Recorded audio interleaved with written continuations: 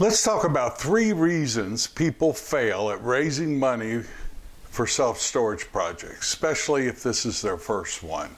My name's Mark Helm, and I'm the author of Creating Wealth Through Self-Storage, and I'm the creator of the Quickstart Academy, which houses the training that I offer, including fundraising for the small self-storage investor, since we're going to be talking about fundraising today. You can find out more about it at creatingwealththroughselfstorage.com. Just go to the store and look at some of the training that I offer. It will take you right to the Quickstart Academy. But over the years, I've worked with a lot of people who are raising money to do self-storage deals from investors.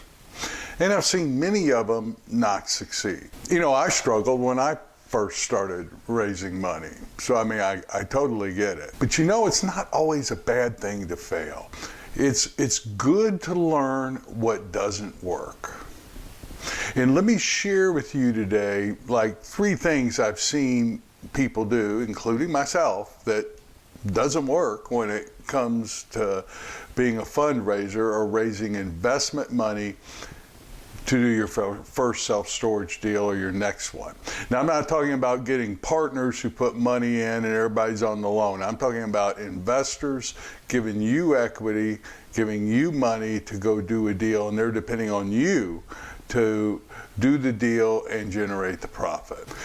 Now, the first mistake I see a lot of people make is just thinking they know a lot of people, or they know people who will invest with them, and relying on their sphere of influence, their current world, existing world, and relating to that as their potential investor pool. See, your world, for the most part, doesn't know you as a self-storage expert. They know you as you.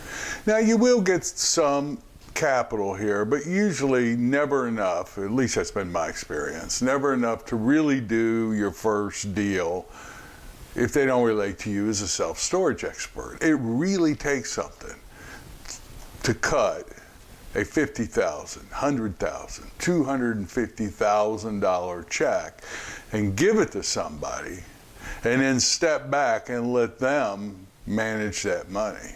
Knowing you, liking you, even trusting you, generally is not enough. They have to, in their mind, say to themselves, this is the one, this is the person that can take my money and not lose it and get me an above market return. Start with your sphere of influence, but you got to go out and go broad very fast if you're going to raise enough money to do a self-storage deal. The next mistake I see people make is failing to be really clear on your acquisition strategies. So if you're raising money, you've got to have a story. And not just a story, a compelling story, an inspiring story, a story that inspires people such that they take action. What action? Handing you money. And that story can't be changing all the time. One week, you're all about expansions. Then the next week, no, wait, hold on.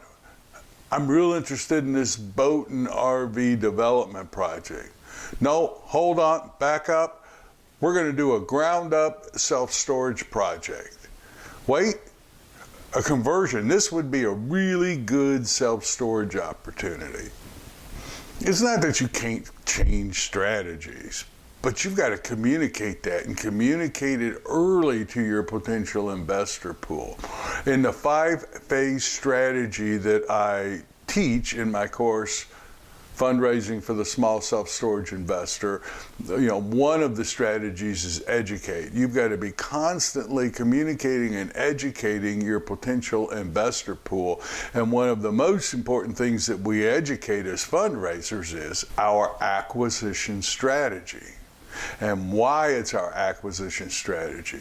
As a self-storage person, we got to carve out a corner of the self-storage. It's not like we can't do other deals, but especially when you're first getting going, you got to carve a corner out, stake your claim on that corner, and that's the hill you fight for. Also, you've got to be, what's very important, you've got to be educating your potential investor pool about how your strategy is going to help them. Communicate often, consistently, and always provide value in your communication and education with your potential investor pool. The third big mistake I see many self-storage people make is they really are only raising money when they need to do a deal. Here's the thing. If you're in the fundraising business, if you're in the business of using other people's money, you're a fundraiser. Yeah, you might be getting in the self-storage business, but you're also in the fundraising business.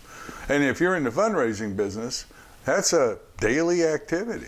Doesn't mean you're taking money every day from investors and putting it in your bank account, but it does mean you're growing your investor pool, you're communicating with your investor pool, and you're educating your investor pool, and you're getting soft commitments from your investor pool.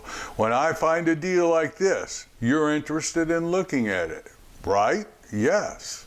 You want to be getting lots of yeses and have a self-selected pool of potential investors waiting to see deals that fit your acquisition criteria. So that means you got to start fundraising now, before you have your deal.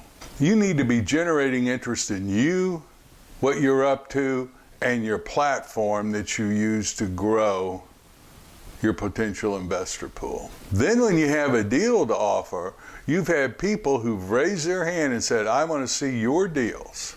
That will increase your odds of success, and you will never regret the time that you put into this activity.